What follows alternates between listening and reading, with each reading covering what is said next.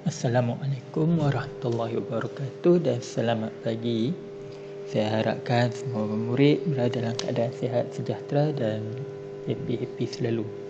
Okey, hari ini kita akan sambung topik kita sebagaimana yang telah dibincangkan. Okey.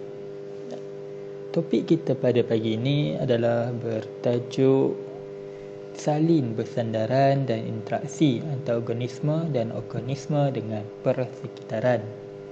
Jadi dalam topik ini kita akan melihat berkaitan dan interaksi yang berlaku di antara flora dan fauna dengan unsur-unsur seterusnya, iaitu unsur-unsur bukan hidup. Dalam topik ini, apa yang akan kita bincangkan ialah salin bersandaran ini melibatkan perhubungan di antara konsep habitat, spesies, populasi, komuniti dan ekosistem. Interaksi yang wujud di dalam konsep ini akan mewujudkan suatu keseimbangan antara organisme secara semula jadi. Salin bersandaran ini penting untuk memastikan kemandirian setiap organisme di muka bumi ini adalah kekal dan berterusan untuk sepanjang zaman. Jadi dengan kata lain, salin bersandaran ini sentiasa wujud dari semasa ke semasa, iaitu merangkumi hubungan antara spesies yang sama dan juga spesies yang berbeza-beza. Jadi dalam salin bersandaran ini ada organisme yang menjadi penyumbang kepada tenaga, ada organisme yang menjadi pengguna dan juga pemakan ataupun kita katakan sebagai pemangsa, dan ada organisme yang berfungsi untuk mengembalikan nutrien kepada tanah, iaitu pengurai. Jadi dalam konsep salin bersandaran ini, ianya adalah berterusan dan tidak pernah habis supaya kesuburan dan juga keseimbangan alam ini terjamin.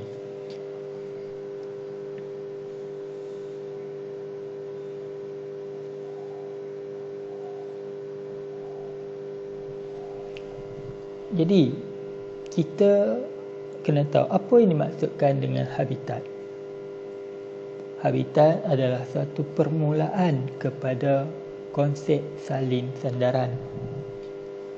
Jadi habitat adalah merupakan suatu tempat tinggal kepada setiap organisme di persekitaran kita.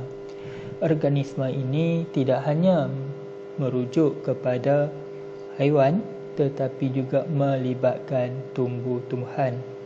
Jadi dalam habitat kita kena tahu ada spesies khas untuk sesuatu habitat. Contohnya, kalau di kolam, kita pasti di kolam ada air dan dalam air ada ikan ataupun ada jentik-jentik. Jadi habitat ni menyediakan ruang yang pelbagai untuk hidupan di situ melakukan aktiviti, sama ada untuk mencari pasangan, mencari makan dan juga tempat tinggal bagi dia meneruskan proses pembiakan dan pengembangan spesies. Habitat yang semula jadi merupakan habitat asal kepada sesuatu organisme. Okey, jadi yang semula jadi ini, habitat ni dia wujud tanpa melibatkan campur tangan manusia. Okey, dia diwujudkan oleh Tuhan Yang Maha Esa. Okey, contohnya sungai, laut, hutan belantara dan sebagainya. Okey, di sini kita tengok habitat ni wujud secara nature atau semula jadi, yang mana dia amat sesuai kepada habitat itu di dalam menyediakan keperluan-keperluan asas untuk organisme-organisme yang tinggal di dalamnya.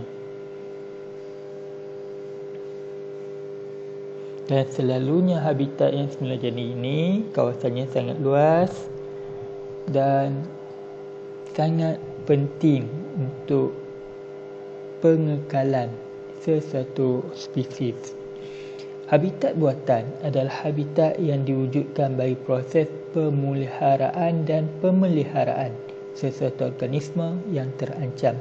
Yang ini merupakan satu habitat yang dicipta ataupun yang diwujudkan oleh manusia bagi memastikan sesuatu spesies itu tidak pupus ataupun terancam.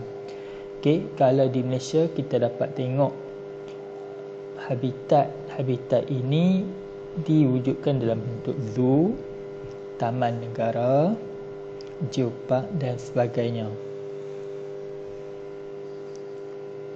Okey, kalau di rumah juga kita menyediakan habitat buatan, contohnya akuarium, kolam, tasik, ini untuk yang di taman-taman dan sebagainya. Okey, jadi di Malaysia ni yang paling terkenal untuk habitat buatan ialah Zoo Melaka, Taman Negara di Pahang di Sarawak, di Sabah, dan kalau di tasik ni kita tengok ada tasik Cendering, tasik Kenyir, tasik Pedu, tasik Temeloh, Temeloh. Banyaklah tasik, tasik-tasik buatan. Yang mana tasik ni berasal daripada perkampungan ataupun penempatan di kawasan bergunung ganang yang ditenggelamkan. Okey, itu kalau buatan.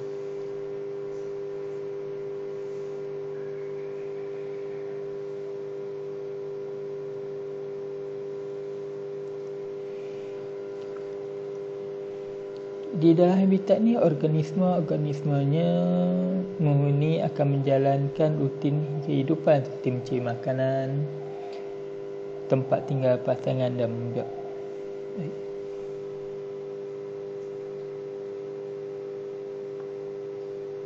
Habitat yang bersesuaian akan mempengaruhi perkembangan dan pertumbuhan jumlah organisma yang menghuninya. Yang ni kita kata tadi, sekiranya habitat tu dia tidak bersesuaian, kemungkinan dia akan menyebabkan ketidakseimbangan alam. Habitat mestilah mempunyai kepulauan yang mencukupi bagi organisma yang menghuninya. Okay, kemudian kita tengok pula spesies. Apa yang dikatakan spesies? Kamu pernah dengar spesies? Kamu pernah tengok cerita spesies? Dan kamu juga pernah menonton dokumentari tentang spesies. Okey, apa yang kamu faham tentang spesies?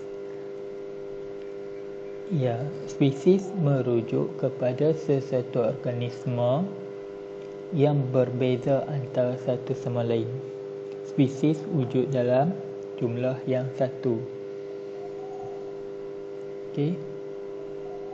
Permulaan kepada sesuatu organisma yang dikenal pasti ianya dikenali sebagai spesies.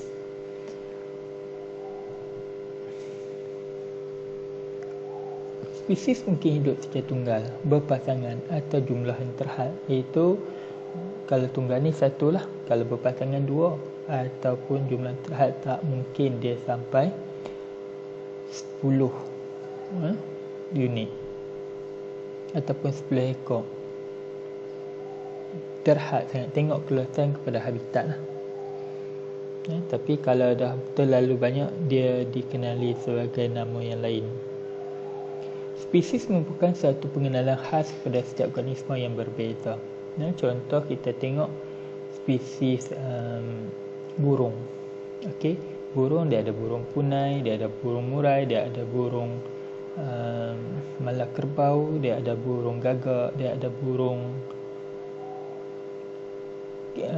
serindik dan sebagainya. Dan selalu ni Selalunya spesies ni dia tidak dibelah.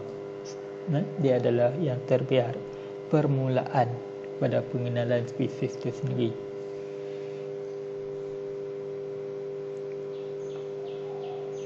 Spesies yang sama akan dinamakan dengan panggilan atau kumpulan yang sama. Contohnya spesies puyuh, asal puyuh liar lah. Okay, dia tengok ciri-cirinya sama, warna sama, bentuk sama, dinamakan dalam kumpulan yang sama. Dia tak boleh duduk dalam kumpulan murai. Kerana kalau kita tengok murai dia saiznya lebih kecil, warnanya hitam putih tu kebanyakan. Okey, dan suaranya lebih merdu berbanding dengan burung puyuh yang mana saiznya lebih besar, berbintik-bintik dan suaranya tidak merdu.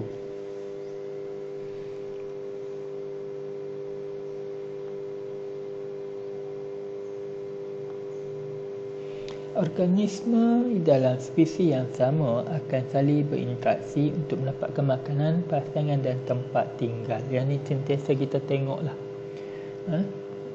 Kalau haiwan, okey, dia spesies yang sama, dia memerlukan makanan, pasangan dan tempat tinggal yang sama. Kalau manusia juga merupakan satu spesies, kita tengok kita juga melakukan interaksi yang sama dengan haiwan-haiwan yang lain.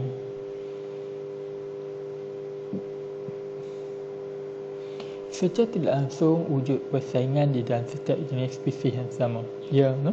Bila dah spesies ni sama, keinginannya pun tetap sama, maka wujudlah persaingan yang mana akan berlaku pertembungan di antara sesama spesies untuk mendapatkan pasangan, untuk mendapatkan makanan, tempat tinggal dan sebagainya.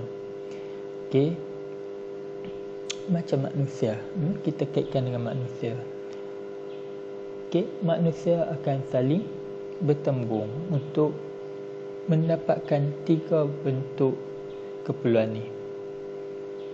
Okey, kalaulah keperluan ni tidak mencukupi di dalam sesuatu habitat tu, maka akan berlaku kejadian membunuh,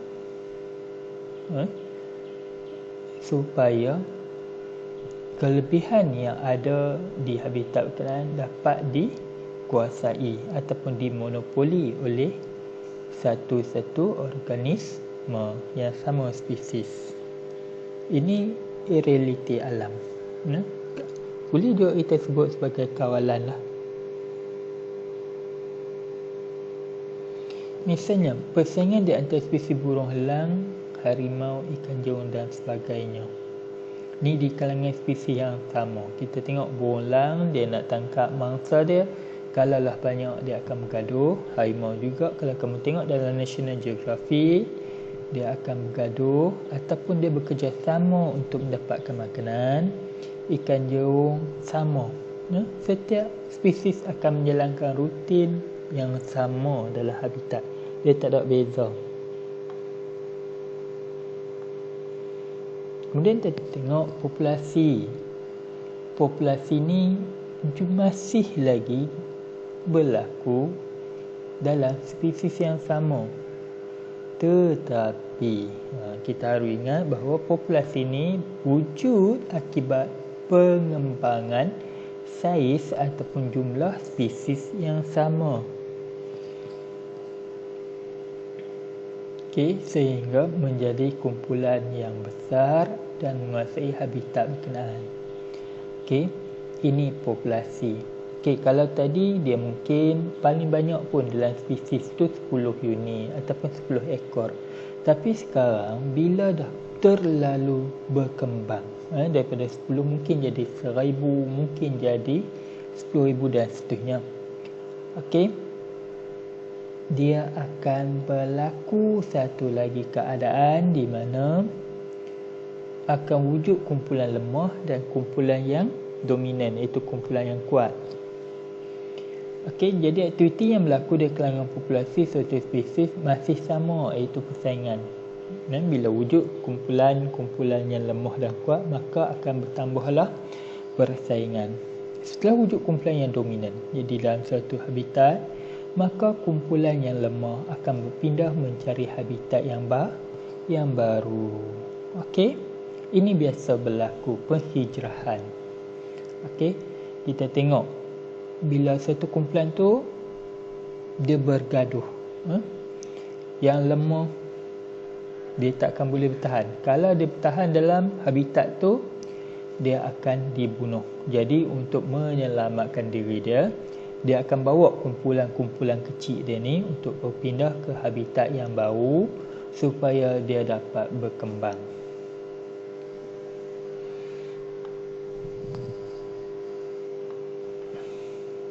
Perpindahan ini adalah berpunca daripada persaingan untuk dapatkan makanan dan tempat tinggal yang lebih luas. Ini yang berlaku dalam populasi. Setiap kumpulan populasi lazimnya mempunyai ketua kumpulan yang tersendiri. Ketua kumpulan adalah terdiri pada induk jantan yang bertanggungjawab untuk menjaga keselamatan ahli kumpulannya. Okey, kita tengok komuniti. Komuniti macam kita dalam kelas lah, kita ada komuniti daripada kaum India, Cina, Melayu, Iban, Kadazan, Bidayu, Lanau dan sebagainya.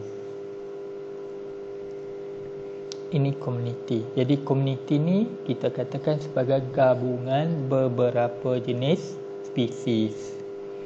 Okey, dalam kelas ada spesies lelaki, ada spesies perempuan. Kita nak kaitkan dengan komuniti tadi. Dia bergabung dalam satu kelompok yang besar. Terbentuk akibat perpindahan setiap kumpulan spesies dari kumpulan populasi yang lemah ke habitat yang baru.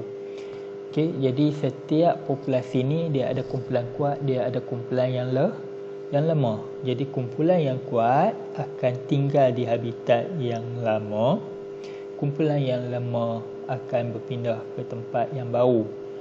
Jadi kumpulan-kumpulan lemah ni bila dia bergabung di habitat yang baru, dia akan membentuk satu komuniti yang lebih besar lah jumlahnya, tetapi dari kumpulan spesies yang berbeza. Pengumpulan-kumpulan populasi di spesies yang berbeza akan menghasilkan suatu komuniti. Ini maksud komuniti. Setiap ahli di dalam komuniti akan sentiasa berinteraksi dan bersaing bagi mendapatkan ruang tempat tinggal, makanan, oksigen dan cahaya. So dalam komuniti persaingan menjadi lebih hebat. Sebab dalam komuniti ni dia terdiri dari pelbagai populasi. Sudah tentu keperluan untuk makanan, tempat tinggal menjadi semakin sempit. Bila dia menjadi semakin sempit, persaingan menjadi semakin tinggi. Jadi dalam komuniti ni tak wujud persaingan untuk mendapatkan pasangan, sebab pasangan ni hanya berlaku di sesama spesies.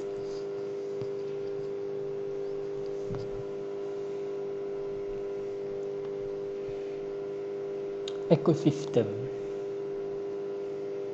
Bila ada wujud spesies, bila ada wujud populasi, kemudiannya komuniti, seterusnya kita tengok ekosistem. Dalam ekosistem akan ada interaksi di antara fauna dan flora dengan unsur semula jadi seperti air, udara dan tanah. Apa yang dikatakan sebagai flora dan fauna? Flora dan fauna ni merujuk kepada haiwan dan tumbuhan, yang mana kalau flora ni kita katakan sebagai tumbuhan, fauna adalah haiwan.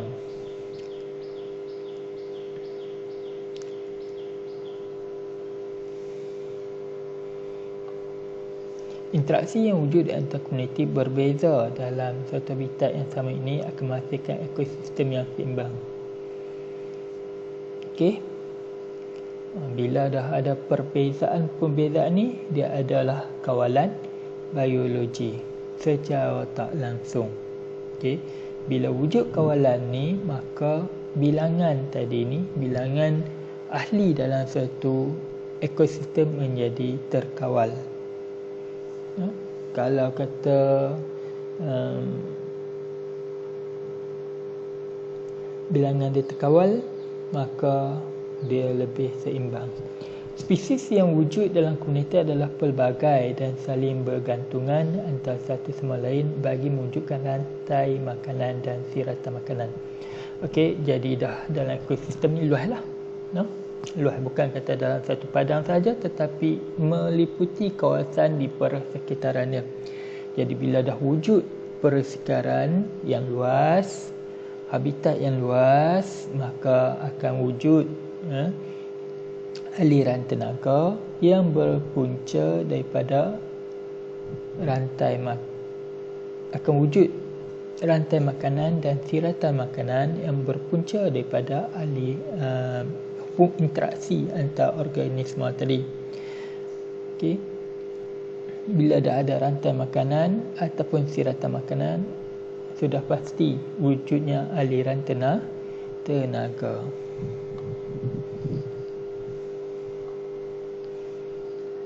Interaksi yang berterusan di dalam rantai makanan dan siratan makanan akan memastikan setiap ahli di dalam komuniti punya aliran tenaga yang mencukupi. Selain itu, rantai makanan dan siratan makanan juga merupakan satu pola kawalan biologi yang berterusan dan secara semula jadi bagi menguasai komuniti sesuatu spesies. Okey, sekian saja untuk pagi ni.